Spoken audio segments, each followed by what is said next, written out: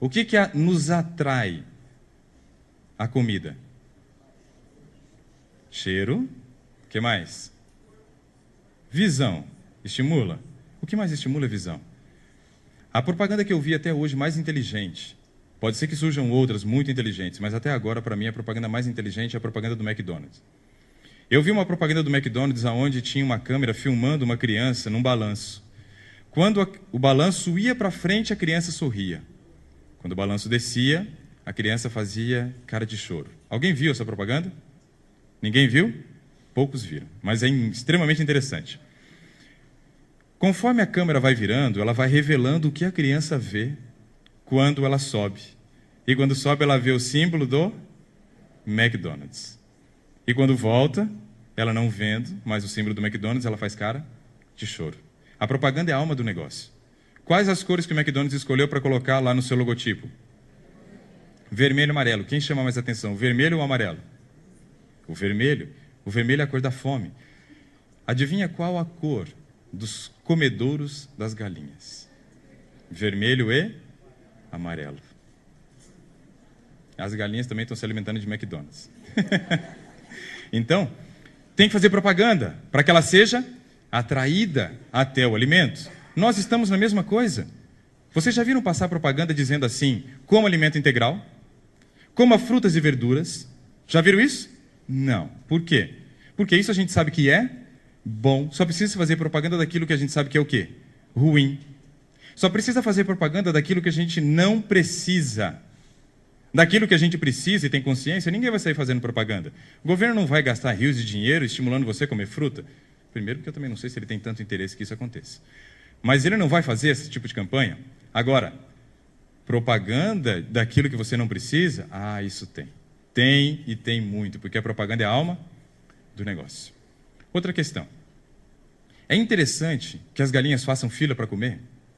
Que esteja um grupo de galinhas comendo e um grupo de galinhas olhando, quase babando, esperando a vez dela? Claro que não. Então, o que o zootecnista fez? Dentro de um barracão, ele faz um cálculo exato da quantidade de comedouros e bebedouros que devem existir no barracão. Por dois grandes motivos. Primeiro, para que não haja fila. Segundo, para que ela não tenha que se deslocar até o alimento. É interessante que a galinha fique deitada aqui, que ela vira a cabeça para um lado, coma aqui, vira a cabeça para o outro lado e beba água. Deita de novo. Isso é o mais interessante, vida sedentária. Vocês estão percebendo que a nossa vida tem uma grande semelhança com a vida de galinhas? Tem ou não tem? Tem. Alguns queriam que fosse com a vida do galo, mas não é, das galinhas. Acredite. Existe uma semelhança muito grande. Outra questão. A galinha batida com 42 dias, antigamente, quando começou a fazer esse sistema de alimentação, elas estavam morrendo por volta de 39 dias, 40, 41 dias. Dizia-se que era uma morte súbita, na verdade o que elas tinham era infarto. Por quê? Elas cresciam muito rápido a carcaça, mas os órgãos internos não conseguiam acompanhar o mesmo ritmo de crescimento. Quando chegava, então, por volta de 39, 40, 41 dias, elas tinham uma sobrecarga pela quantidade de musculatura que o coraçãozinho pequenininho, ainda infantil, precisava bombear sangue e isso lhe causava um grande prejuízo, que era um infarto fulminante. Mas é interessante, uma galinha morrer com 39 dias? Não. Galinha precisa chegar viva para ser abatida. Se ela chegar morta, não interessa mais. O que eles fizeram, então, para que as galinhas conseguissem chegar vivas até os 42 dias? Eles usam coisas chamadas promotores de crescimento. Alguns deles são chamados de coccidiostáticos e são antibióticos, que se usa na ração como um promotor de crescimento para que os órgãos cresçam o suficiente para levar essa galinha até os 42 dias. Bom, as galinhas estão tendo envelhecimento precoce, então.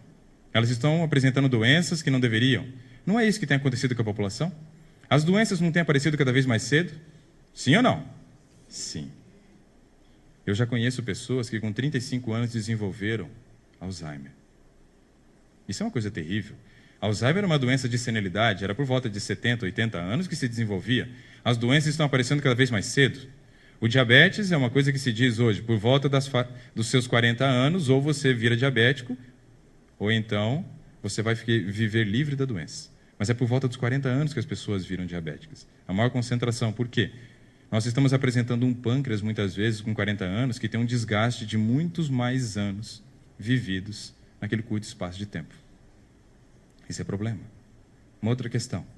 Se eu como a carne desse animal, que tem promotores de crescimento, isso também pode, de alguma maneira, influenciar no desenvolvimento dos meus órgãos internos? O que vocês acham? Sim ou não? Sim. Para vocês terem noção, em 1930, a menarca, que é a primeira menstruação de uma menina, ela aparecia com 16 anos de média. Em média, 16 anos em 1930. Hoje, sabe qual é a média? Alguém arrisca? 10. 10 quer dizer que de 8 a 12 elas estão menstruando. E já existem casos relatados na literatura de meninas que com 6 anos já tiveram a sua menarca.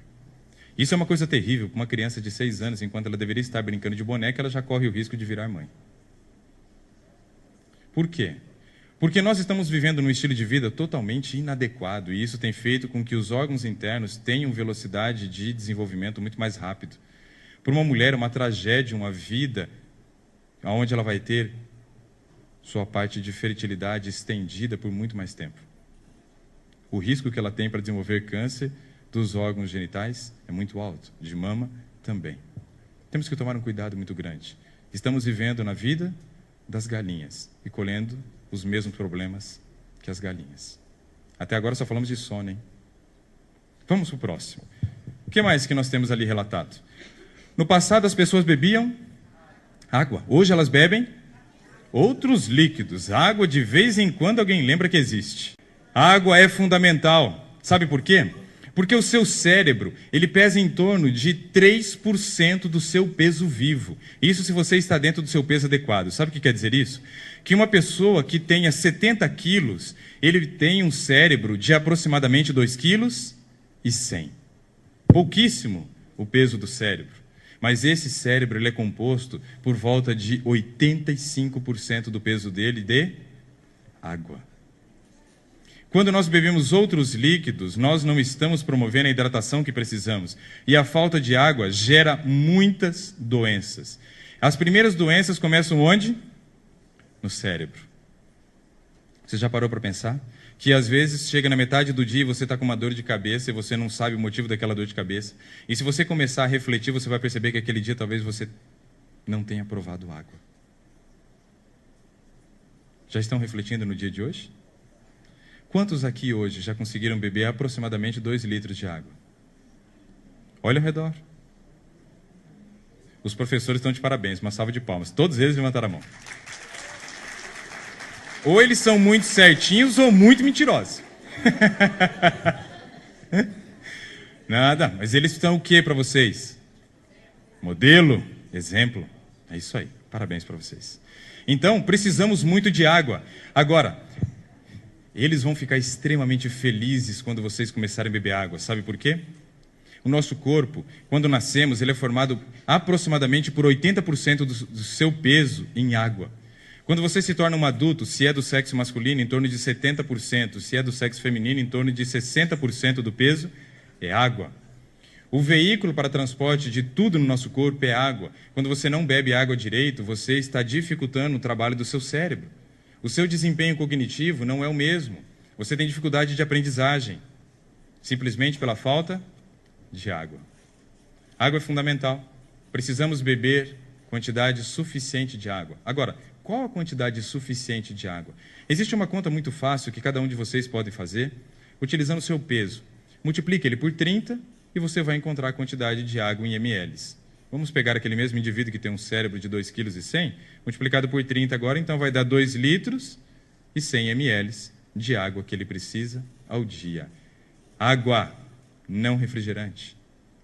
Um dia eu atendi um paciente e ele me disse que bebia 2 litros de água, só que ele pesava 120 quilos. Então, quer dizer, ele estava abaixo da necessidade de água dele. Só que eu já fiquei extremamente feliz, porque é raro alguém chegar e dizer que bebe 2 litros de água. No meio da consulta, ele disse que bebia 500 ml de água pela manhã e depois ele bebia mais 1,5 litro de água com gás. O parabéns que eu tinha dado para ele, eu falei, me devolve. Me devolve porque água com gás não é água. É diferente. Eu tenho algo que irrita a mucosa, o CO2. Quando eu expiro, eu estou jogando fora algo que para mim é um lixo. E isso é o CO2. E quando eu bebo água com gás, quando eu bebo refrigerante, eu estou colocando para dentro aquilo que eu já joguei fora em algum momento, que era lixo para mim. Como que eu posso pensar que esse tipo de bebida vai me fazer algum tipo de bem? Para as mulheres é pior ainda, né? Porque a presença do CO2 ali favorece o aparecimento de celulite. Então, daqui para frente, eu sei que nenhuma mais vai beber água com gás, muito menos refrigerante. No passado, as pessoas faziam o quê? Exercício, e hoje elas são sedentárias. Já falamos a questão da atividade física. É fundamental, 60% da população brasileira é sedentária. Os professores de educação física, vocês são a salvação da lavoura no futuro. Se não for vocês, a população toda será obesa. Porque vocês vão ter que botar esse povo para correr. Vocês vão ter que botar esse povo para se movimentar. Vocês têm que ser motivadores, vocês têm que ser exemplo. E a população depende de vocês. É claro que eu enfatizei a questão do educador físico nesse momento, porque eu estou falando de atividade física, mas biólogo e enfermeiro e qualquer outro profissional da área de saúde, ele é de extrema relevância para a população. Ainda mais no período que vivemos, onde as pessoas estão doentes. Nenhuma profissão é mais promissora do que a profissão de saúde. Talvez nem tanto pela questão financeira, mas sim pela gratificação de poder ajudar uma pessoa a se livrar dos problemas de saúde que ela tem naquele momento. A melhor coisa que existe para um profissional da saúde é quando você sabe que você teve contribuição na melhora de alguém. Daqui a pouco eu conto algumas histórias para vocês. No passado, as pessoas elas se expunham ao sol. Hoje elas fazem o quê? Fogem do sol. Qual a importância de tomar sol?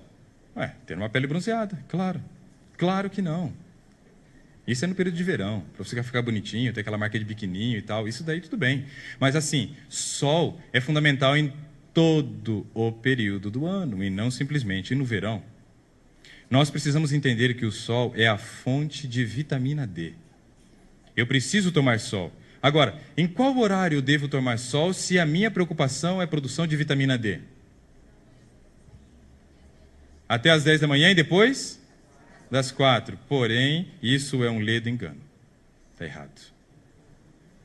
As últimas pesquisas, e as últimas, eu digo, dos últimos 30 anos, têm mostrado que esse horário é bom para você se bronzear. Mas não é bom para produzir vitamina D. A vitamina D é produzida quando você toma sol por volta do meio-dia. Meio-dia? Mas o sol está quente demais. Pois é esse o sol que você precisa. Eu escrevi uma matéria esses dias para um site e o título dela era A Sobremesa que Você Merece. Sol. Termina de almoçar e vai para o sol. Quanto tempo? Quantas vezes na semana? O ideal é que você tome sol 4 vezes na semana.